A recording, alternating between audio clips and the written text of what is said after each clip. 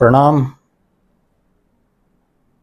હું BM ખાણમાં મહામંત્રી આદિવાસી ડુંગરી ગિરાસા general પંચ સાબરકાંઠા અને અરવલ્લી જિલ્લો. અત્યારે હું બિલોડાથી બોલું છું. અમારા અરવલ્લી જિલ્લાના બિલોડા તાલુકો એ શિડ્યુલ વિસ્તારમાં આવતો તાલુકો છે. વિસ્તારની દ્રષ્ટિએ ખૂબ મોટો તાલુકો છે.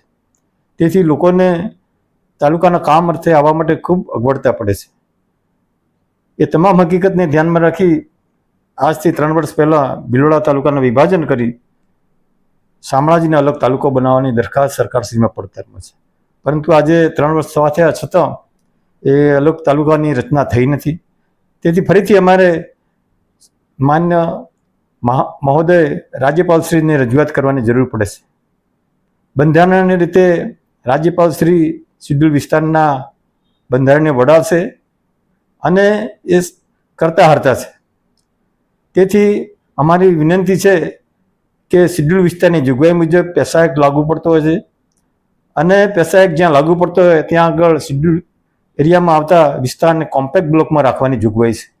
એટલે અમારે માન્ય રાજ્યપાલશ્રીની વિનંતી છે કે બિલોડાના વિભાજન કરી અલગ તાલુકો બનાવવામાં આવે તો એને કોમ્પેક્ટ એરિયામાં રાખવામાં આવે અને એનું વડું મથક છે એ શામળાજી અથવા શામળપુર ખાતે રાખવામાં આવે એવી અમારી આદિવાસી સમાજની લાગણી અને માગણી છે. અમે આશા રાખીએ કે આ બાબતમાં સત્વરે ઘટતું કરવા જરૂરી સૂચનાઓ પાઠવશે. જય હિન્દ.